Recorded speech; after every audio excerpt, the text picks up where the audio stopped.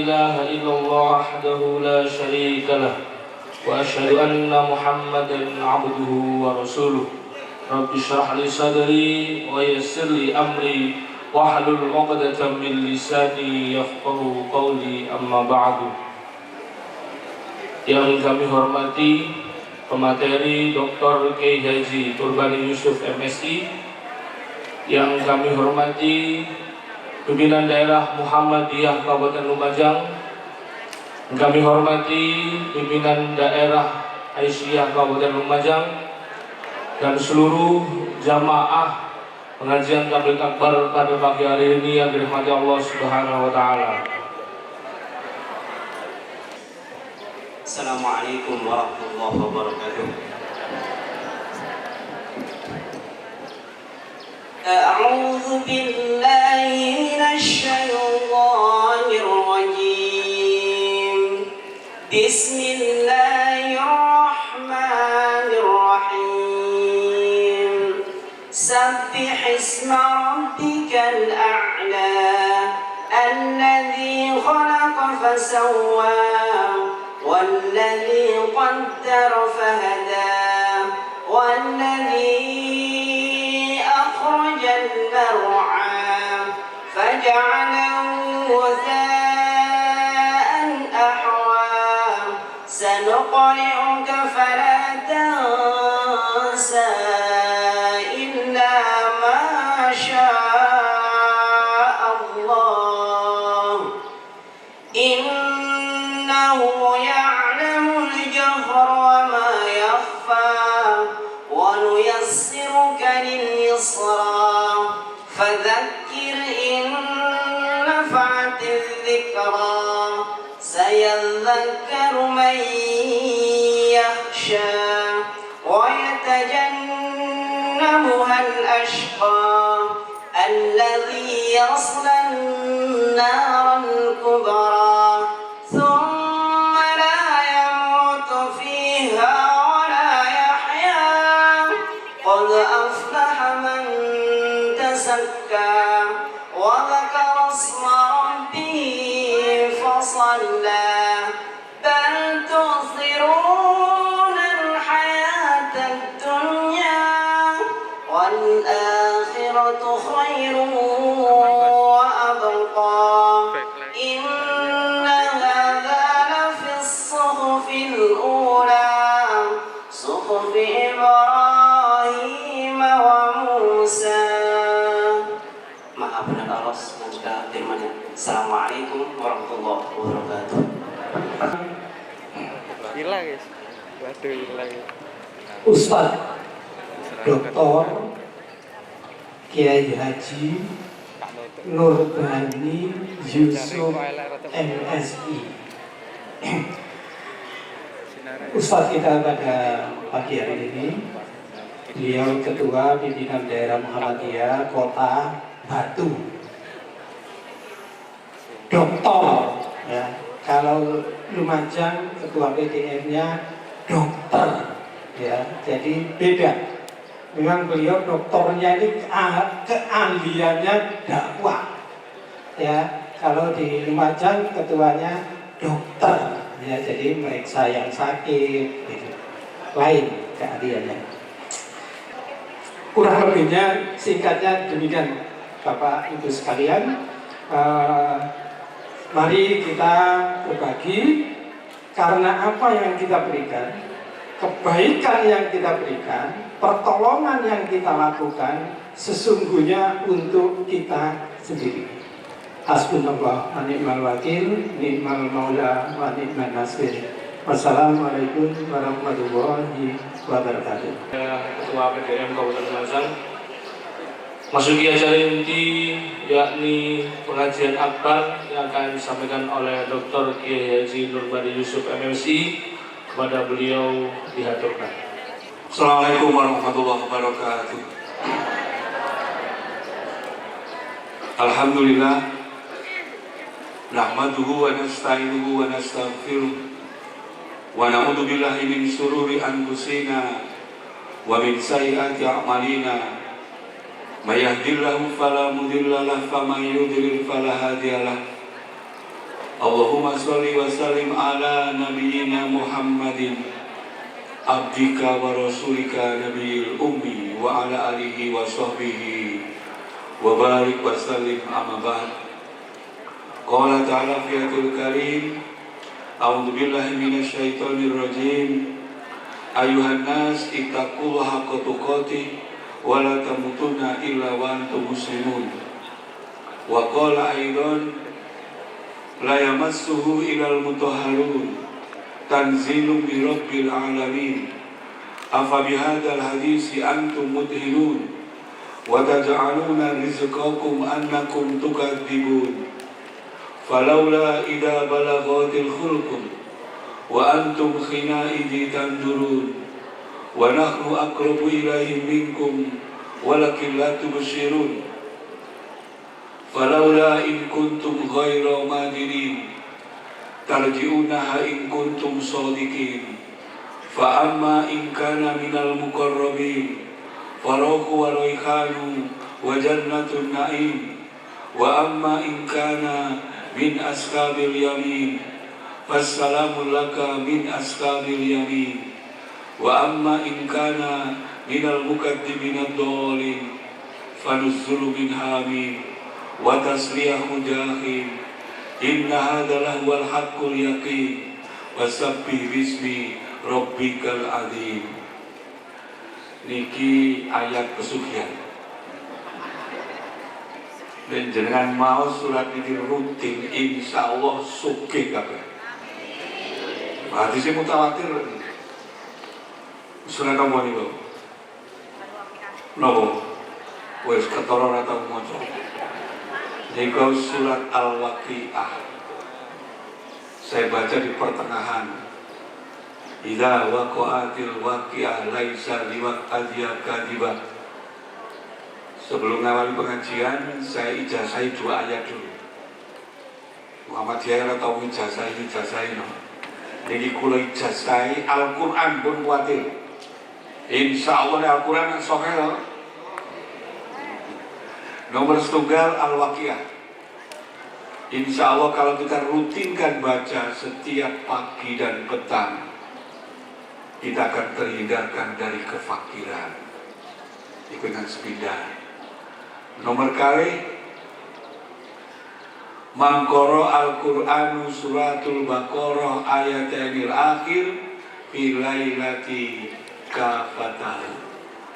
Siapa di antara kalian yang membaca 2 ayat terakhir surat Al-Baqarah, apa surat Al-Baqarah terakhir?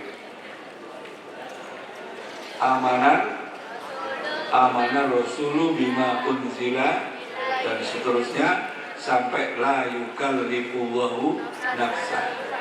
Dirutinkan filailati setiap malam kafatahu, maka dia akan diberikan kecukupan. Mutawatir Bukhari Muslim tentang dibolehkannya bertabaruk dengan ayat Al-Quran. Nah, ini khusus untuk adik-adik putri, ibu-ibu. Kalau ijazah yang terakhir cek Alen Ayu, Quran surat Yusuf ayat 31. Falamma ra'ainahu akbarnahu wa qata'na aydiyahunna wa qulna hasya lillahi ma hadza basyara in hadza illa malakun karim. Ini dibaca 3 kali, ditiupkan ke tangan, kemudian diusapkan ke wajah dan ke seluruh tubuh yang terjangkau. Insya Allah bapak-bapak awet ganteng, ibu-ibu awet ayu. Quran surat Yusuf. Bapak-bapak pimpinan daerah Muhammadiyah yang saya hormati, ibu-ibu pimpinan daerah Aisyah, pimpinan cabang, pimpinan ranting, ortum, dan seluruh jamaah Muhammadiyah di Lumajang yang berbahagia, bersyukur bisa berkumpul di tempat penuh barokah. Saya akan mengawali pengajian kali ini langsung. Bapak Ibu sekalian, penduduk dunia sekarang jumlahnya sekitar 9 miliar. Jadi penduduk dunia sekarang ini jumlahnya 9 miliar. Dari 9 miliar itu, yang mengaku beragama Nasrani 2,3 miliar. Yang mengaku beragama Islam 1,8 miliar. Yang mengaku beragama Hindu 1,2 miliar. Yang mengaku beragama Buddha 800 juta. Yang mengaku beragama Shinto 400 juta. Yang mengaku beragama Bahai 70 juta. Yang mengaku Yahudi 14 juta. Ada 3,5 miliar manusia yang belum beragama, masih ateis. Lantas berapa jumlah agama di dunia sekarang? Pinten Pak, kita jumlah agama di sekarang. Gansal itu jumlah agama di dunia sekarang 4.200. 4.200 agama. Di Indonesia saja, kalau ini usulan ini benar-benar dilakukan tentang bolehnya menulis agama selain Islam, mungkin Islam tinggal 20%. Yang lainnya beragama apa? Kapitayan. Banyak yang beragama kapitayan, 200-an lebih jenisnya. Nah, saya ingin langsung dari 1,8 miliar yang mengaku beragama Islam tadi, ada sebuah survei terbaru dari Muslim Indonesian Report. Dari tiap-tiap 100 orang yang mengaku beragama Islam di survei, maka metode diduktif Pak Dokter, dari umum ke khusus, berapa orang yang sholat Idul Fitri, sholat setahun bisa? 30 orang. Ini penelitian di 35 kota. Ada yang 40, ada yang 60, ada 15, tergantung kotanya. Kota santri bisa 40, 60. Tapi kota abangan bisa 12 orang, bisa 15 orang. Maka diambil rata 30 orang. Dari 30 orang yang sholat Id tadi, berapa orang yang sholat Jumat? 15 orang. Dari 15 orang yang sholat Jumat tadi, berapa orang yang sholat fardu? 9 orang. Dari 9 orang yang sholat fardu, berapa orang yang paham bacaan Al-Fatihah? 4 orang. Dari 4 orang yang paham bacaan Al-Fatihah, berapa orang yang paham bacaan tahiyat? At-tahiyatul lillah wassalawatu wa thayyibah, atau at-tahiyatul mubarakatus shalawatut wa thayyibah. 1 orang. Kalau tidak percaya, adik-adik, ada yang tahu at-tahiyatul lillah artinya? Bapak-bapak yang tahu ngacung? Apa at-tahiyatul lillah? Masya Allah, 1 orang. Ini jamaah Muhammadiyah. Lelek duduk Muhammadiyah. Coba. Ini muka siapa? Berarti dakwah kita belum selesai. Belum selesai dakwah kita. Jadi jangan merasa cukup. Lah kalau misalnya umat Islam tadi yang sholat Id saja 30 orang, yang sholat fardu 7 orang, lantas berapa orang jumlah orang Muhammadiyah? Buya Hamka pernah membuat pernyataan bagus. Kalau kamu ingin tahu berapa jumlah umat Islam, lihat ketika mereka sholat Jumat. Tapi kalau kamu ingin tahu berapa orang beriman, lihat ketika mereka sholat subuh. Makin mengecil. Ini tantangan besar kita, tantangan berat kita. Para jamaah sekalian, lantas di mana posisi Muhammadiyah? Gus Dur pernah menyebut begini. Tak sebut Gus Dur apa? Gus Dur, Ki Haji Abdurrahman Wahid, Ketua PBNU, presiden pertama hasil reformasi. Dia bilang beliau bilang, aku ini adalah orang Muhammadiyah yang dititipkan di NU, Gus Dur. Dasar Gus Dur. Kemudian beliau bilang, kemenangan Muhammadiyah atas NU adalah kemenangan dialektik. Apa itu dialektik? Kemenangan dialektik adalah yang awalnya dibantah, ditasabuhkan, disesatkan, dikafir-kafirkan, kemudian dibenarkan dan ditiru rame-rame. Saya ini juga selain ketua PJN, ketua MUI, saya juga anggota Muntasyar Majelis Al-Hikmah, majelis yang selalu zikir di tiap maulid itu. Saya Muntasyarnya. Jangan khawatir, insya Allah tidak ada masalah. Nanti saya ceritakan. Jenengan yang barangkali seusia saya dulu, Yun Sewu, kalau jenengan sholat di masjid NU, mulai mesti gudikan. Masih ingat tak? Kan pakai pula tadi Pak, pakai pula. Iki wudhu bareng-bareng. Orang sing gudek anak-anak milenial nggak tahu, tapi kita tahu. Dia bilang, ojo wudu gawe kran, ojo koyo wong Muhammadiyah. Sekarang dengan pirsan, apa ada masjid NU yang pakai pula? Tidak ada. Bahkan masjid NU sekarang lebih bersih ketimbang masjid kita. Ya, jujur mawon, lebih bersih ketimbang masjid kita. Padahal mereka studi banding ke masjid kita. Belajar dulu ke Muhammadiyah, bikin lebih bagus. Saya teringat tahun 90-an, putra putri Kiai Hasyim Mujadi, Ketua PBNU saat itu, 2 putra putrinya kuliah di Universitas Muhammadiyah Malang. Beliau bilang, kuliah di Unmundo, besok bikin universitas yang sama. Banyak kader-kader NU sekolah di sekolah Muhammadiyah, pulang bikin sekolah yang sama. Itu kemenangan dialektik Muhammadiyah. Itu satu. Pada tahun 1909, Kiai Dahlan pertama kali khutbah Jumat pakai bahasa Jawa. Boleh tidak khutbah Jumat pakai bahasa Melayu, pakai bahasa Jawa? Boleh tidak kira-kira? Ada hadisnya bahwa Nabi Muhammad dulu pernah khutbah Jumat pakai bahasa Jawa. Ayo, tidak pernah. Tahun 1909 Kiai Dahlan khutbah Jumat pakai bahasa Jawa. Geger ulama Indonesia. Dahlan Kiai Gendem, Dahlan Kiai Londo, Dahlan Kiai Kapil.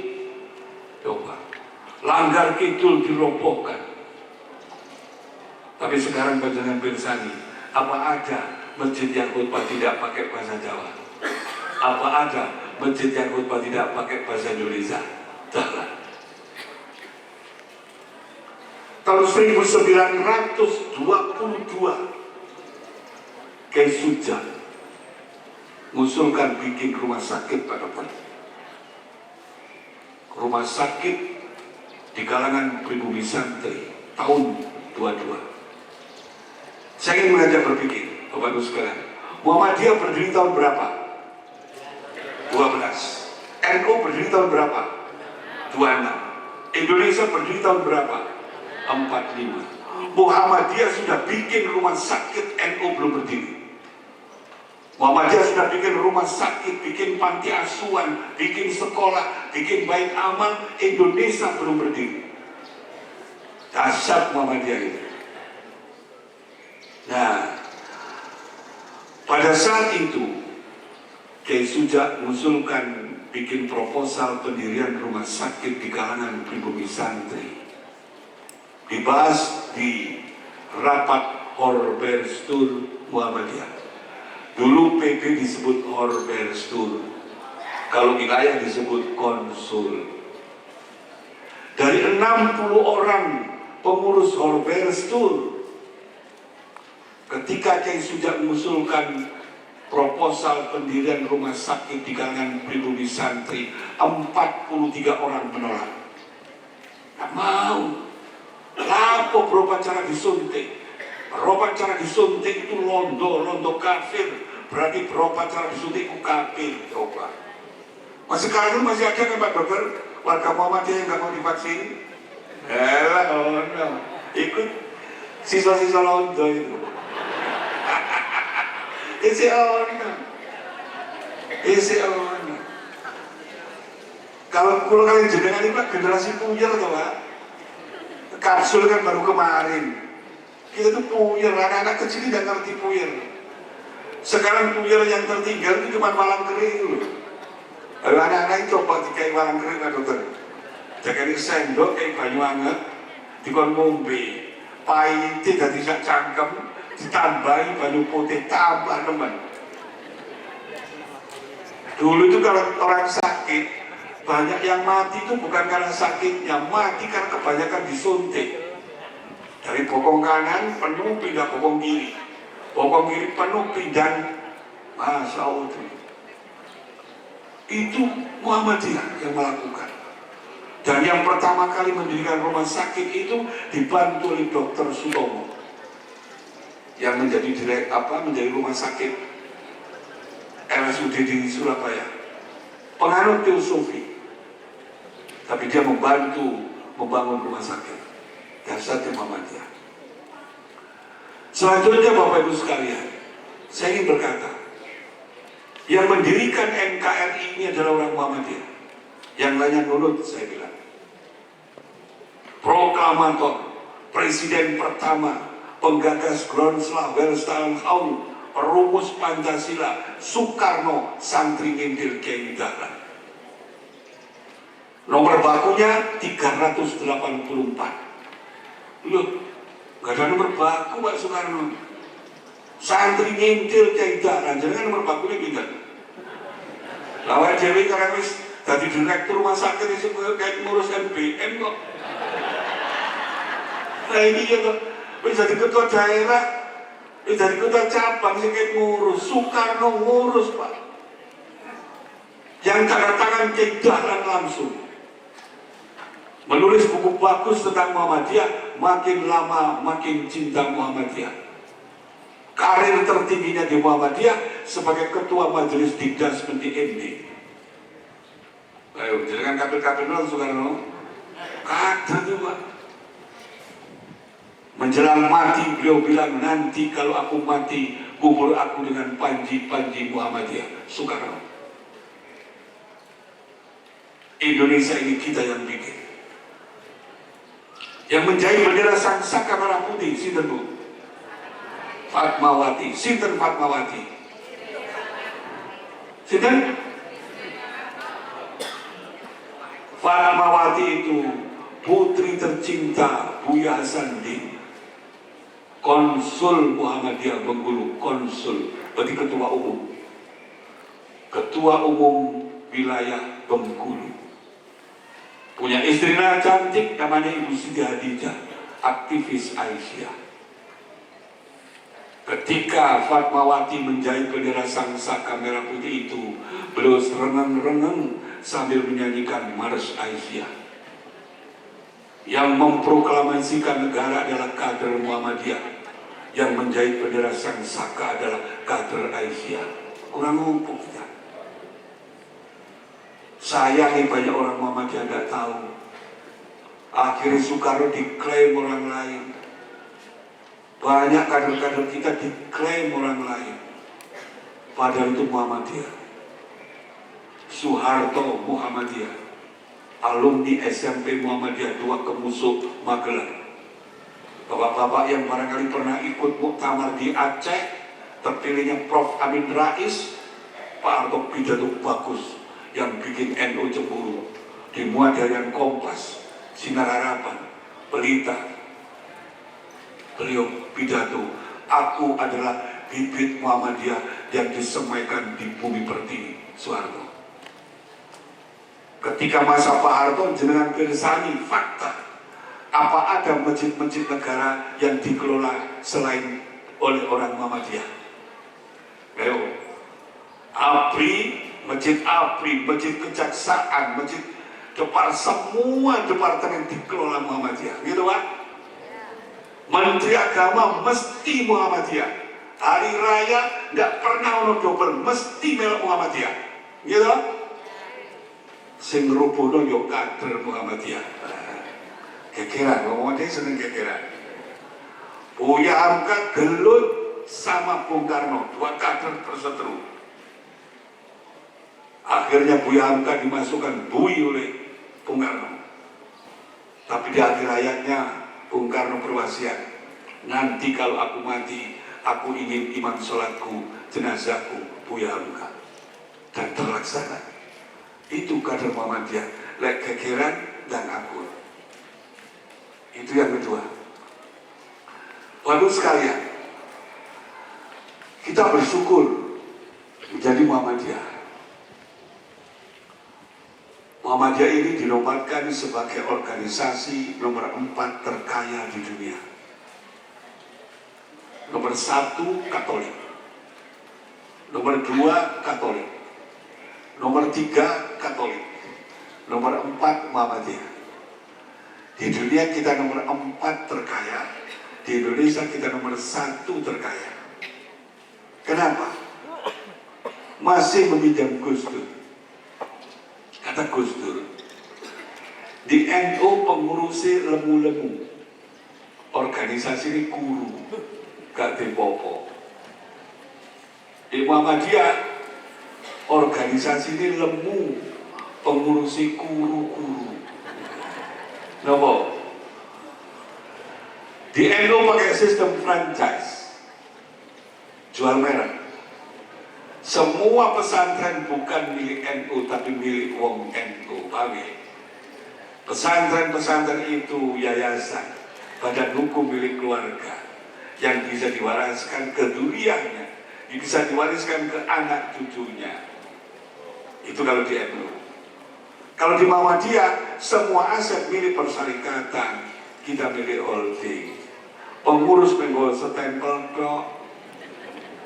Pengurus lawas kalau pengurusannya gegeran.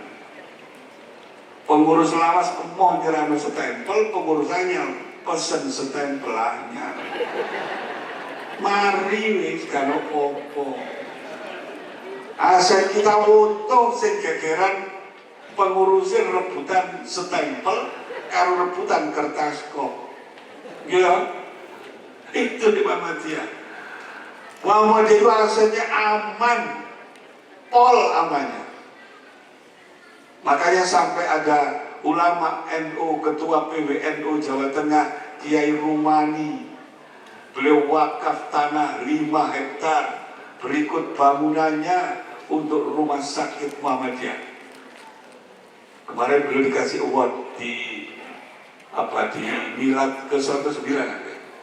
Profesor Mitsu Nakamura, Haji Basri, Muhammad Isri Gresik, dan Kiai Rumani. Di Semarang masih ada Rumah Sakit Islam Muhammadiyah Kiai Rumani, orang NU. Ditanya, ini kenapa jangan kau wakaf di Muhammadiyah? Dan Muhammadiyah insya Allah aman. Tapi Bapak Ibu sekalian, terus orang Muhammadiyah mikir, lalu sokir apa jalur urunan. Nah ini bedanya di Muhammadiyah. Kenapa Muhammadiyah kaya itu karena kita urunan gitu loh. Kekayaan Muhammadiyah itu kan hasil urunan kita, bukan sebaliknya. Sokir sama jalur subsidi lah, gimana? Ya kaya itu karena kita urunan, karena kita bersedekah, karena kita wakaf, maka Muhammadiyah menjadi kaya. Bukan berarti terus ada istilah Muhammadiyah kaya terus kita nunggu, ya tidak bisa. Karena Muhammadiyah itu lahir dari urunan. Saya ceritakan Pak R. Fakhrudin. Pak R. Fakhrudin itu ketua PP Muhammadiyah terlama, 4,5 periode. Bukan profesor, bukan doktor, bukan dokter, bukan kiai. Pengulu, naib, golongan loro B, pensiun loro C, Pak R. Tapi di masa Pak R itu lahir ribuan sekolah, lahir ratusan rumah sakit, ratusan perguruan tinggi masanya Pak R. bukan masanya Prof. Amin, bukan masanya Buya Syafi'i, bukan masanya Prof. Din, tapi masanya Pak wali orang ini. Saya ngawat diri gak di wali. Jadi Muhammadiyah ini repot. Salafi mengharamkan musik, kalau dia melok mengharamkan musik. Salafi mengharamkan rokok, melok mengharamkan rokok. Giliran Salafi ketika ditanya hukumnya poligami sunnah muakkad, Muhammadiyah pancet haram. Awak jadi gak hiburan belas bareng. Rokokan ra oleh, musik ra oleh, poligami ra oleh. Kon urunan tok ae. Lalu kerasan sama nih. Coba. Itulah saya ngaji di kalangan yang Salafi Pak Miludin. Ukti-ukti itu ngelamar. Oke ini baik, perang itu baik sih, ojo mudah malu bang ini. Oh ya. Beneran kita itu. Ini guyon lah. Itu betapa nanti saya terangkan berbagai macam biar kita paham lah harakah itu. Nah, Pak Fakhruddin itu sampai beliau wafat rumahnya ngontrak, beliau tidak punya rumah sendiri, rumahnya dipinjami PP Muhammadiyah. Setelah beliau wafat diambil lagi untuk menghidupi sebagian hidupnya, beliau jual bensin eceran. Ayo Ketua Muhammadiyah, organisasi terkaya sedunia, dodol bensin eceran. Aku aja ya.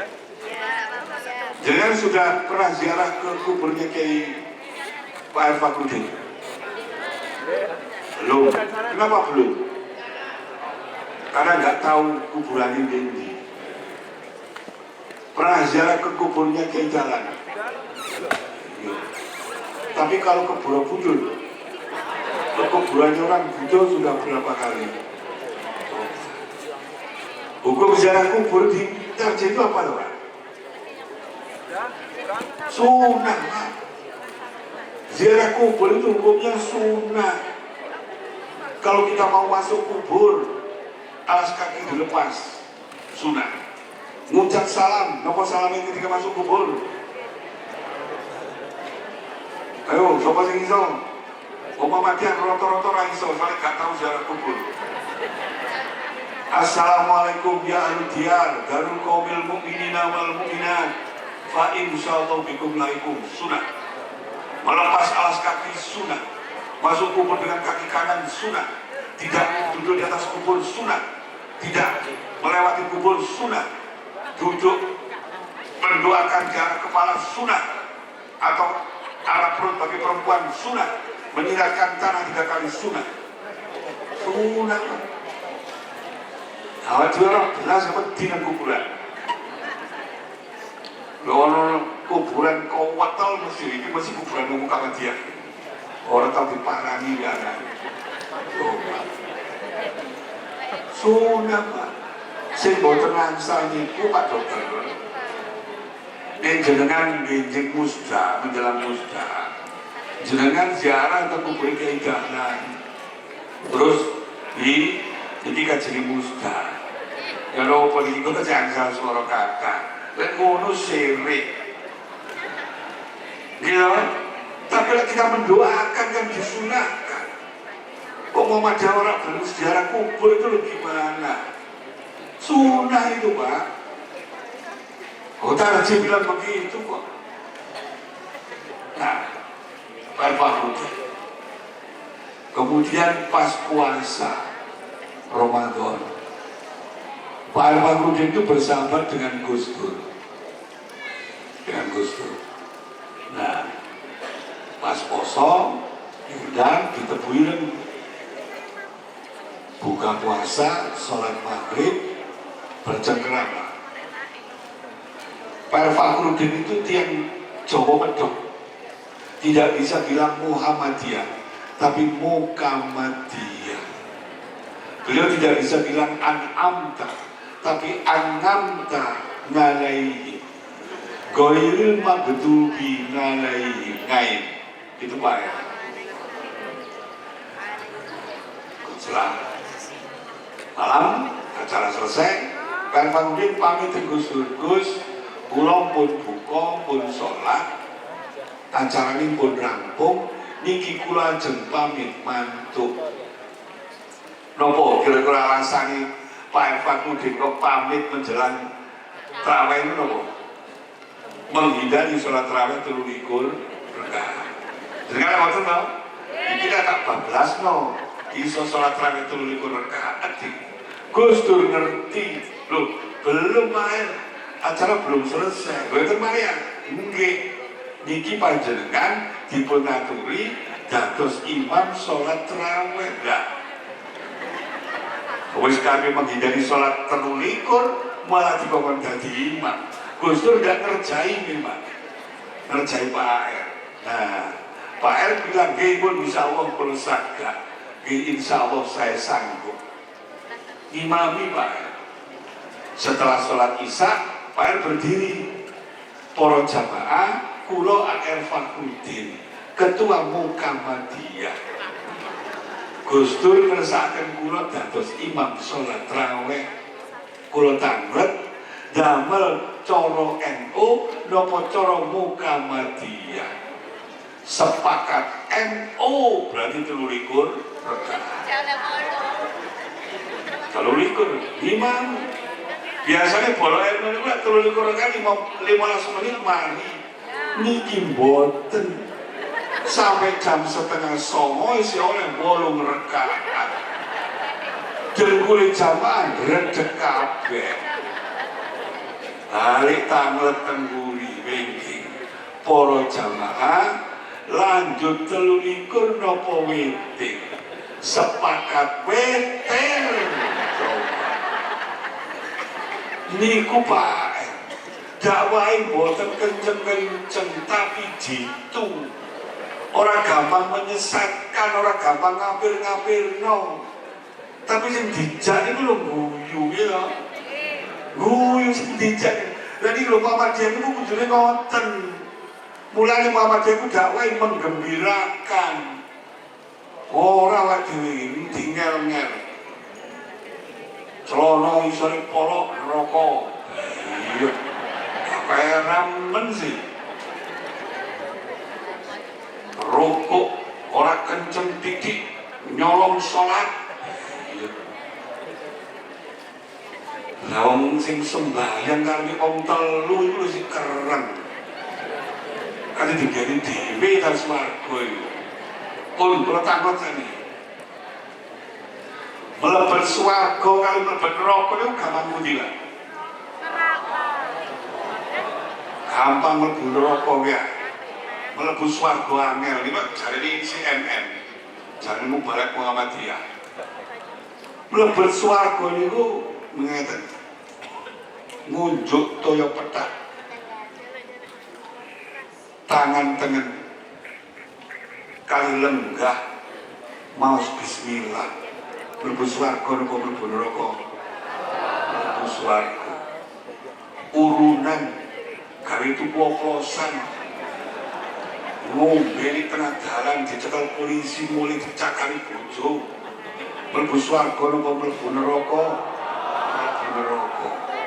iki nyun sewu nggih Adik iki rada dhuwur titik nyun sewu soalnya sing kula tingali nek Pak Dokter kali Pak Haryo iki kata perem lho iki nyun sewu ngeloni bojone dhewe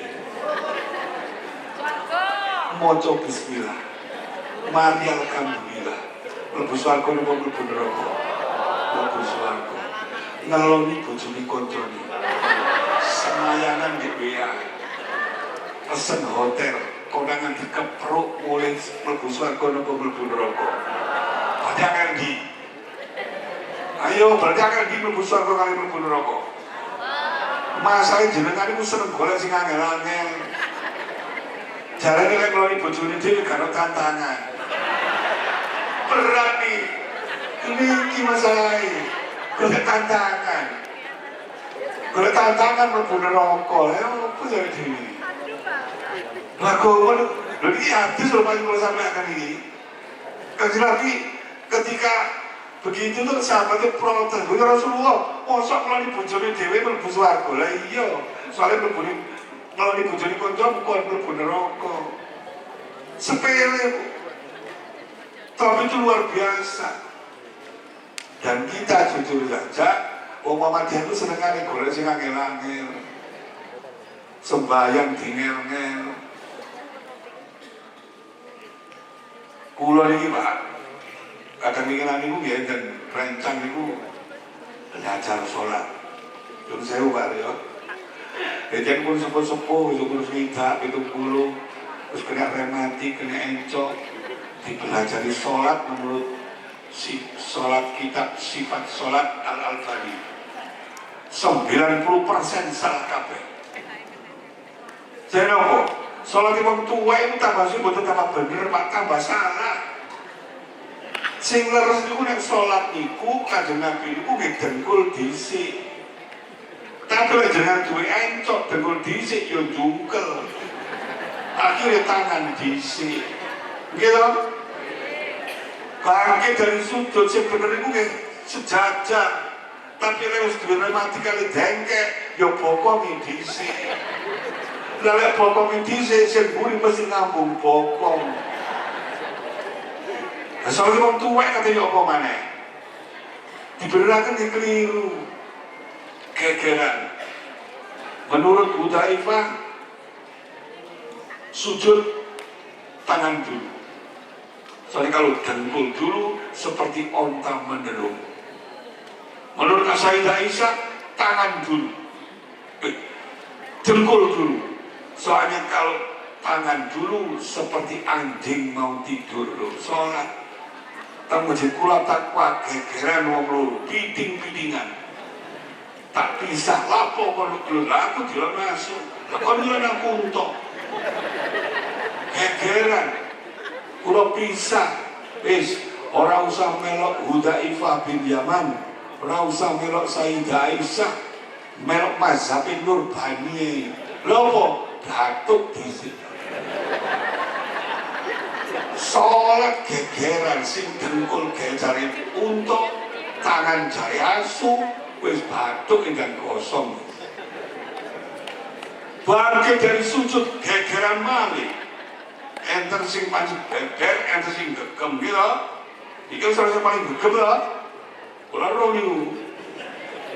Kalangan muslim kalangan warga pun gegem enten rong macem.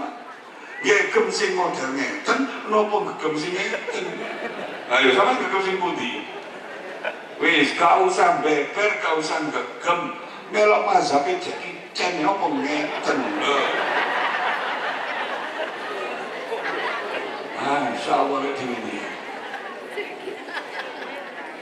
Imam Syafi'i dan Imam Malik gurunya berbeda pendapat sebanyak 5.679 ikhtilaf. Napa ya? Khilaf yang pun boten enten tadi. Perkara nuding wonten kitab Syarhul Mazhab enten 12 macam. Enten sing at-tahiyatu langsung nuding. Enten sing ngenteni asyhadu wis loro. Ketika nuding ngeten iki digoyang dari bawah ke atas napa dari atas ke bawah? Papat. Ngeten napa ngeten lho papat. Soalnya sing di apakah digoyang dari tengah ke kanan napa tengah ke kiri? Wolu. Ketika kita nuding itu, apakah mata kita tetap tertuju ke tempat sujud atau ke ujung jari? Wis kalau sing ndi sampean? Wis kan nuding tak ngene. Bingung perkara nuding. Masya Allah nih. Keren terus. Nah, makanya di Muhammadiyah ada majelis tarjih. Majelis tarjih ini fungsinya meminimalisir perbedaan. Diambil yang paling kuat dengan tidak menyalahkan yang lain. Tarjih tidak pernah menyalahkan yang lain, tapi diambil yang terkuat. Doa iftitah orang tolong macam dipakai yang Allahumma baik, tapi tidak menyalahkan yang pakai wajahku, tidak yang menyalahkan yang pakai kabir. Boleh, silakan dipakai. Traweh tanggal 11 Tapi 11 enten 5 macam coro. Ada yang pakai grender Itali AC Milan 4-4-3. Enten sing zaman total football luru telu. Linus Mixer, bahasa Indonesia ini. Enten sing luru siji. Lan iki Ancelotti. Untuk kalau sebut imami, kalau sebut sistem sepak bola. Enten sing langsung 85. Enten sing langsung 92. Atau mungkin biasanya terawih nopo jenengan. Biasa sekali-sekali di anu Pak dokter, sekali-sekali Bapak Ibu jamaah kita sholat terawih 8 sekali salam. Nangis Bapak. Terawih yang tahun lalu, tak kemarin itu, saya diundang ke Blitar, ke Serengat di Danau. 30 rakaat 7 menit. Sekali-sekali rekreasi ke sana. Nah, menjelang sholat saya didekati oleh Ustadz Misbahul. Baru Bani nanti ceramah saja apa ikut sholat tarawih? Ikutlah, saya ingin tahu sensasinya. Baik, kalau jenengan ikut sholat berarti nanti bukannya cukup kurma 1 biji dan air putih setengah gelas. Loh, kenapa? Gue kakek mutah sama. Bener Pak. Ternyata sholat tarawih 23 rakaat 7 menit itu lebih berat dibanding 11 rakaat 1 jam. Nek jangan orang rematik encok rasa melok semaput. Lalu saya masih Allahu Akbar, Bismi, nangis dolin.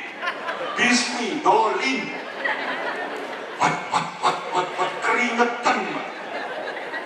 Yuk, kadang umat-umat gitu, waduh, berat ya, berat Pak. Gak apa-apa sesekali sholat gitu, biar tahu sunnah kok. Orang mantap yang mulai sholat meneng loh. Tapi kita tahu bahwa di luar itu seperti itu.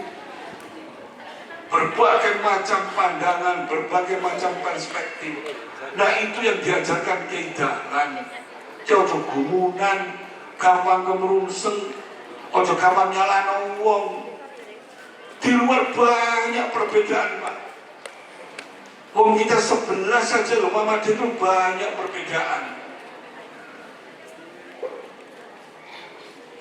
Basmalah dalam sholat, boleh sir, boleh kan? Jar boleh nggak? Boleh, tapi apa di Muhammadiyah kata jar? Ayo, padahal jar boleh. Mestinya sesekali yo sir, sesekali yo jar boleh Pak. Jar yo tuntunane, sir yo tuntunane. Jangan sampai ketika khilafiyah itu seakan-akan ketika kita sir terus, sing jar tadi salah, nggak boleh. Sing eno jar terus, seakan-akan sir salah, nggak boleh. Itu khilafiyah kok. Bukan khilafiyah, ada dalilnya jelas. Sesekali sir, sesekali jahar boleh. Bahkan kalau lebih ekstrim ya Pak, kunut subuh itu berarti sesekali kunut, sesekali enggak. Kalau itu khilafiyah. Jangan sampai seperti teman NU gak kunut sujud sapi. Nah ini kan gak boleh kunut subuh jadi rukun. Semua Muhammadiyah sebaliknya, ono kunut agarti, sholat diri, gak boleh. Nah ini kita menghadapi khilafiyah ini harus cerdas. Khilafiyah bukan bid'ah. Imam Syafi'i dalam kitab Al-Um berfatwa bahwa sholat subuh pakai kunut. Imam Syafi'i. Ketika gurunya Imam Malik di Kufah wafat, Imam Syafi'i diminta menjadi pengganti. Dan selama 6 bulan Imam Syafi'i menjadi imam di Masjid Kufah, beliau tidak pakai kunut. Santrinya bertanya, wah Imam, kenapa Anda tidak pakai kunut? Bukankah Anda berfatwa sholat subuh pakai kunut? Apa jawaban Imam Syafi'i? Tidak tahukah engkau, ini masjid guruku, apakah aku tidak boleh menghormatinya? Gitu. Ulama alim dulu itu nek beriktilaf yang didahulukan, ada presaknya orang tukaran. Nah, Muhammadiyah insya Allah Pak terselamatkan itu.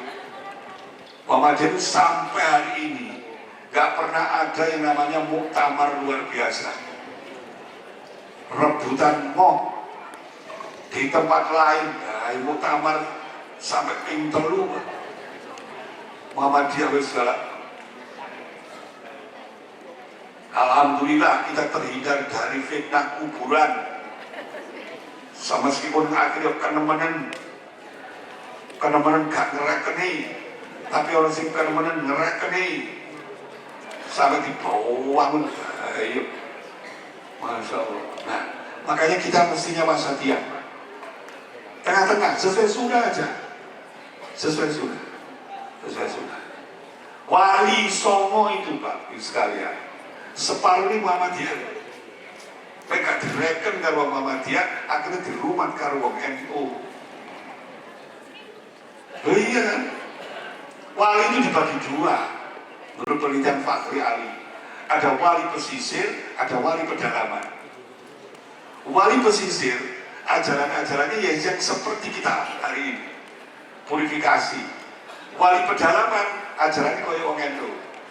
Wali pedalaman itu Sunan Kalijogo, Sunan Bonang, mau Sunan Muria, Syekh Siti Jenar, itu pedalaman. Mesti yang diciptakan kesaktian, geger, iso nyabrang lautan, iso terbang, iso berjalan di atas air. Wah itu sing wali-wali yang pedalaman. Tapi wali pesisir, Sunan Gunung Jati, Sunan Kudus, Sunan Gresik, Sunan Ngampel, itu Muhammadiyah. Betul percaya? Enten sing ziarah ten Sunan Ngampel, Muhammadiyah. Lalu aku sering ten ziarah ten Sunan Ngampel. Sing nanti ziarah ten Sunan Ngampel sinten?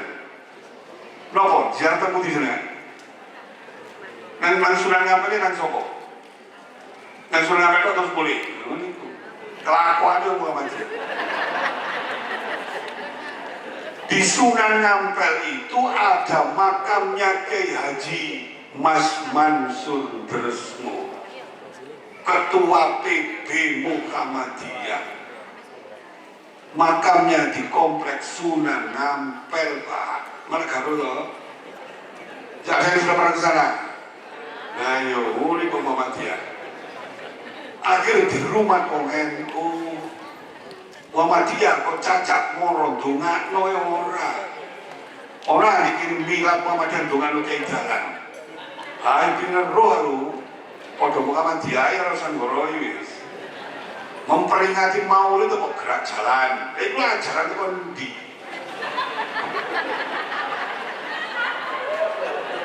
Lah iku ajaran wong kafir liberal ta. Lama dikatakan ta. Kata di bid'ah, malah gerak jalan. Undian kulkas. Oh, ceritanya ini. Ayo, jujur mawar. Sekali-sekali dengan Kiai Jalan boleh enggak? Boleh, sama nggak tahu dengan Kiai Jalan. Nggak tahu, bodoh gak. Itu loh, kita yang kadang-kadang itu kebablasan. Didoakan Kiai Jalan itu, Kiai Isa didoakan, karena dia kan gak ada khol lah. Dia itu ada tradisi khol, tapi kita kebablasan. Nah, itu Bapak-Ibu sekalian, jadi betapa pentingnya kita harus mempurifikasi, memurnikan kembali. Dan yang tidak kalah penting adalah bangga dengan Muhammadiyah. Hari ini Pak, jujur, hampir 114 tahun itu organisasi yang belum pernah melakukan kesalahan Muhammadiyah. Saya bilang maksum Muhammadiyah, maksum dasar isu nasako Muhammadiyah kan terlibat. Wah dasar hari ini gonjang ganjing Muhammadiyah juga terlibat. Biasanya Muhammadiyah itu lewat kader Muhammadiyah korupsi ikut di PDW, tidak dialirkan ke organisasi, izin kali. Iklan organisasi pun ditolak, dipilih. Itu yang terselamatkan. Yang lain enggak dibagi-bagi kan. Emang ada bukan? Dasar Muhammadiyah. Makanya kita bersyukur. Karena Waterington, salah seorang peneliti Amerika, menyebut Muhammadiyah itu adalah organisasi yang diberkati. Gawe masjid tidak dewi. Gitu, orang tahu sama dulu di jaluk itu luar biasa. Gawe universitas, bikin rumah sakit, masya Allah. Makanya jangan ragu wakaf di Muhammadiyah. Aman, Pak. Ini insya Allah orang dijegal Pak Dokter. Pak Dokter kayak gak sedang meledok. Pak minum jernih prai, ya wis takkan ngopo ya, nek kepopo. Prai. Kadang-kadang kita kebacut, gak hormat karo pendahulu, gak hormat karo kiai. Termasuk kalau dia itu ada tradisi sandal sang kiai. Di tradisi NU kalau saya misalnya menghadiri majelis al-hikmah atau macam-macam itu, saya pakai sandal kickers berani, Pak. Sandalnya harga 1-2 juta berani saya. Soalnya aman. Begitu saya masuk panggung, ada santri datang memasukkan kertas kresek di lebon tas, Pak. Nanti saya turun, dilepas, jalan di Muhammadiyah hilang, Pak. Pak Dokter ngomong no, oh Dokter tak sandali jamaah, sandali kiai ini lu hilang, Pak. Ayo sandalku kok ide-ide kuat, tak jalan kuno maksudnya. Gono, coba. Itu di Muhammadiyah, itu tuh egaliter luar biasa. Karena ulama Muhammadiyah dijemputin nama-nama. Budal-budal dewe, mulai dewe, batak kok bangun, orang ngurus. Batak kok omah bangun, wis gak teko wis. Itu Muhammadiyah, pol-polan yang kelas Pak. Jangan pol-polan. Itu Muhammadiyah, jangan Masya Allah, luar biasa. Itu. Jadi lebih aku seneng di Muhammadiyah.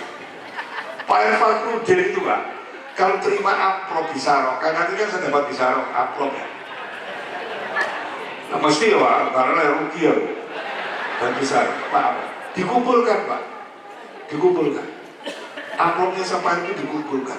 Terus ngumpul rolas atau ngumpul 15, dikena guru ngaji telu, kena guru TPG luru, dikena guru TK, sing barangnya 75.000. Gitu lah dia toh, guru TK barang 1.000, dikena. Pak Ayah itu nggak pernah buka amplop, persis seperti saya. Saya juga nggak pernah buka amplop, sing buka bojoku. Betul Pak Ayah, sopo kuat niru Pak Ayah. Pak Ayah kok ditiru, diceritakan untuk Ayah sekali saya.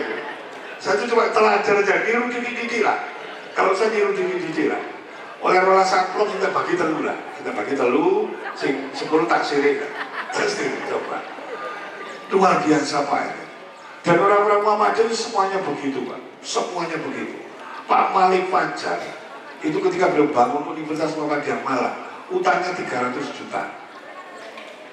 300 juta waktu itu Pak, tahun 82, 300 juta.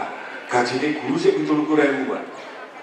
Gaji guru 27.000, harga gula 400, itu utang kita sudah 300 juta. Hanya punya kampus 1 tok di Jalan Bandung.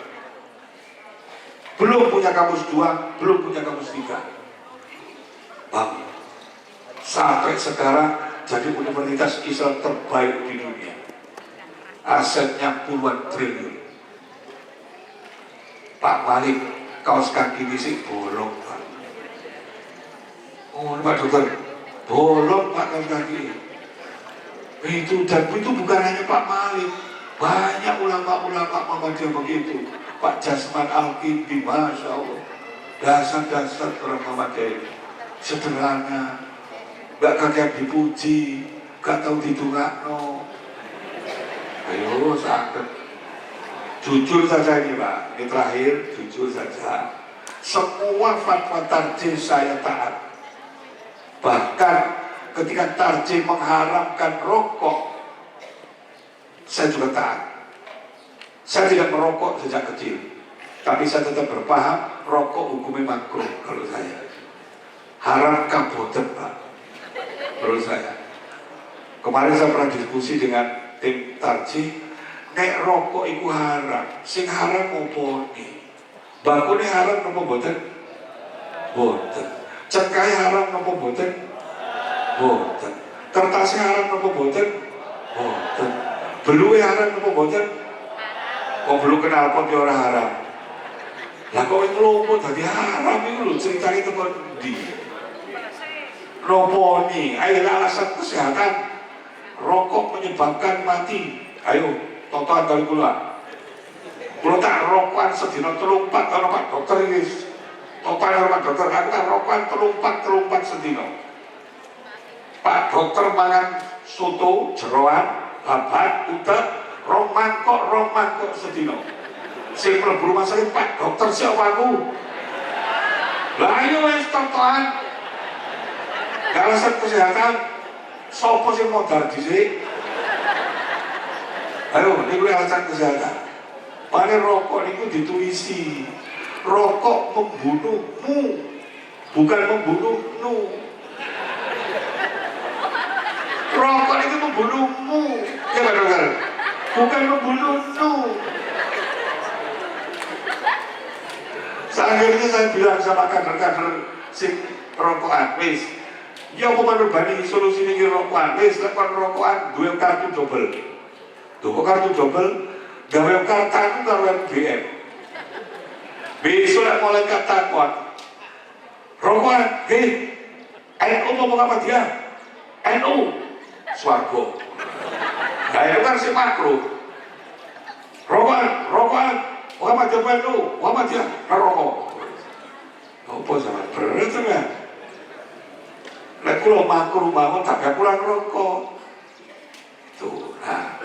Terus yang kedua Pak, menurut saya ini, izinkan saya tetap mendoakan dengan Al-Fatihah. Izinkan itu. Ada orang meninggal mesti saya berdoa lahu Al-Fatihah. Itu izinkan saya.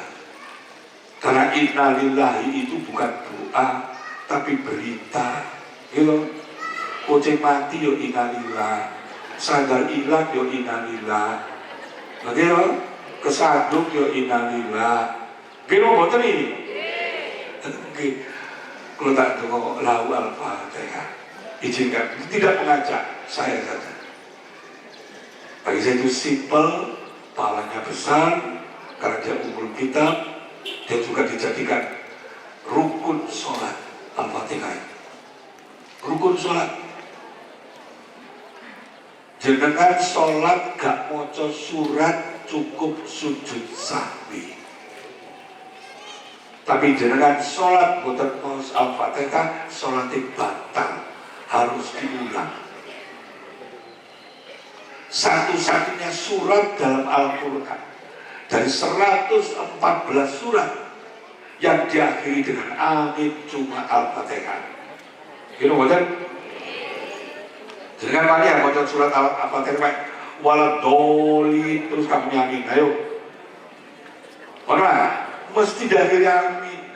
Ente nama sekolah luahan Allah sobat lam yalid walam yulad walam yulad amin. Amin itu mesti akhirnya Al-Fatihah. Itu doa. Nah ini maka saya harapkan kita di Muhammadiyah semoga kita terus bangga, kita menjaga, merawat. Terakhir saya tanya begini, jenengan pirsa tujuan Muhammadiyah. Apa tujuan Muhammadiyah? Adik-adik yang tahu? Nopo? Tujuan Muhammadiyah adalah nopo? Ayo, wika kasih saya sering bertanya ke pimpinan ranting, pimpinan daerah, pimpinan cabang. Orang ngerti tujuan Muhammadiyah. Tujuan Muhammadiyah itu ingin mewujudkan masyarakat Islam yang sebenar-benarnya. Tujuan Salafi, ya kita tahu, harakan Salafi bertujuan ingin mendirikan daulah Islamiyah. Salafi. FPI ingin mendirikan khilafah.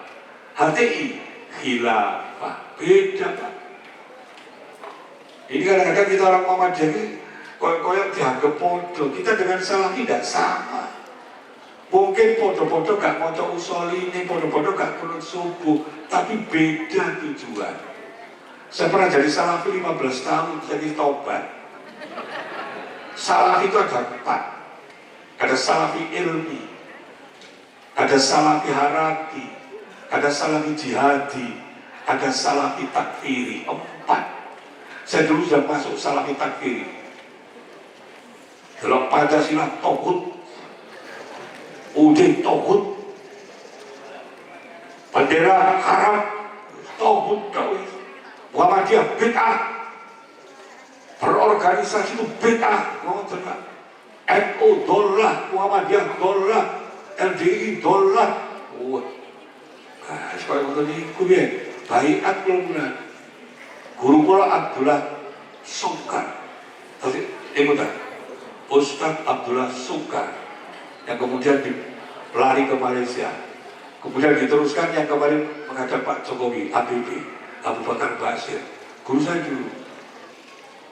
Tapi Abu Bakar Basir sudah ditakfirikan oleh sesama salafi. Ulama dibagi 3. Ada ulama ahlul bid'ah NU, ada ulama ahlus subhat Muhammadiyah. Jenenge ahlus subhat, tapi ahlus subhat. Ada ulama ahlus sunnah mereka sendiri. Karena itu kan jenengan mirsani ono masjid Muhammadiyah, ono wong salafi ini misalnya, kemudian Pak Haryo, Ustadz Haryo yang isi mesti ngalih. Gila yang tadi mesti beda. Kenapa? Karena Pak Haryo dianggap subhat, ditahdir, tidak boleh diambil ilmunya, tidak boleh didengar. Itu lah, kadang ada gak paham kita ini. Nanti saya terangkan biar tahu perbandingan harga. Termasuk tadi tujuan. Di salafi ada al-wala wal-bara. Mereka taklid kepada ustadznya sendiri. Selain ustadznya mereka tidak mau. Bahasa barat. Nah, kita Muhammadiyah insya Allah kita ini luar biasa. Udah mau oke, udah mau iyo, udah mau salafi oke, terbuka Muhammadiyah. Saya nggak pernah ada cerita ada ulama Muhammadiyah diundang salafi, nggak pernah. Tapi kalau orang Muhammadiyah diundang salafi biasa. Ya, apa pernah Kiai Sa'ad diundang orang salafi? Nggak pernah. Saya diundang salafi, nggak pernah. Ojo undang Manur Bani liberal, ojo undang Manur Bani sekuler, merontok. Itu. Nah ini karena itu sekalian, mari kita kukuhkan ke-Muhammadiyah kita, kader-kader Muhammadiyah, aktivis Muhammadiyah, adik-adik kita. Mari kita terus doakan semoga Muhammadiyah menjadi organisasi terbaik. Kita diberikan kesehatan, kelimpahan, keberkahan. Wahadinya Al-Fatihah. Shiratal ladzina an'amta 'alaihim ghairil maghdubi 'alaihim waladdallin. Amin. Hamdan yuwafi ni'ama wa yukafi mazida. Ya Rabbana lakal hamdu kama yanbaghi li jalali wajhika wa 'azimi sultanik. Alhamdulillahi rabbil alamin. Allahumma shalli ala Muhammad wa ala ali Muhammad kama shallaita ala Ibrahim wa ala ali Ibrahim wa barik ala Muhammad wa ala ali Muhammad kama barakta ala Ibrahim wa ala ali Ibrahim innaka Hamidum Majid. Allahumma shalli ala Muhammad wa ala ali Muhammad kama shallaita ala Ibrahim wa ala ali Ibrahim wa barik ala Muhammad wa ala ali Muhammad kama barakta ala Ibrahim wa ala ali Ibrahim innaka Hamidum Majid. Allahumma shalli ala Muhammad wa ala ali Muhammad kama shallaita ala Ibrahim wa ala ali Ibrahim wa barik ala Muhammad wa ala ali Muhammad kama barakta ala Ibrahim wa ala ali Ibrahim innaka Hamidum Majid. Subhana rabbika Rabbil izzati amma yasifun wa salamun alal mursalin walhamdulillahi rabbil alamin. Assalamualaikum warahmatullahi wabarakatuh.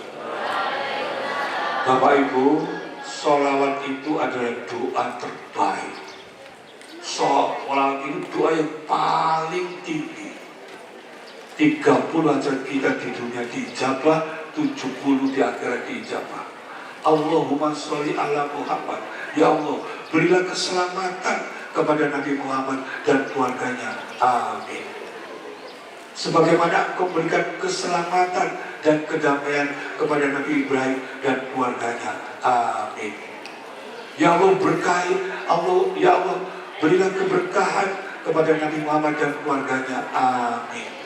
Sebagaimana Engkau berikan keberkahan kepada Nabi Ibrahim dan keluarganya. Amin. Selalu doa, Pak. Karena Muhammadiyah kan tidak paham itu. Tinggal selalu doa. Oh, itu doa paling mustajabah. Bahkan kalau kita sudah bingung dengan kehajatan doa sholawat, cukup. Luar biasa. Terima kasih. Kurang lebih saya mohon maaf. Billahi bisabilhaq. Wassalamualaikum Wassalamualaikum warahmatullahi wabarakatuh. Kami mengucapkan banyak terima kasih kepada Bapak Dr. Nurbani Yusuf atas ceramahnya yang mencerahkan. Kami berharap nanti menyediakan waktu lagi untuk hadir di Lumajang melengkapi ceramah yang tadi sudah disampaikan. Insya Allah. Mudah-mudahan ada waktu lagi. Yang kedua, Bapak sekalian, tadi akan sampaikan bersifat pencerahan dan kami memberikan informasi bahwa ada semacam tawaran dari salah seorang dokter yang mengajak kepada warga persyarikatan berbisnis cacing dan seluruhnya beres. Bibit dari beliau, pemasaran beliau yang Lampung, kebutuhan sehari sekian ton dan pasarnya sudah jelas. Nanti warga Muhammadiyah, cabang dan seterusnya akan dikumpulkan secara khusus melalui majelis ekonomi. Dan kita nanti selain otak kita cerdas, saku kita juga berisi. Insya Allah kalau bisnis itu bisa dilakukan. Kira-kira Bapak-Ibu sekalian kalau sewaktu-waktu nanti diundang bisa hadir ya? Ya, supaya kita sama-sama kaya secara ekonomi dan kita sambut nanti peluang ini dengan sebaik-baiknya, singkat, menghasilkan dan halal. Assalamualaikum warahmatullahi wabarakatuh.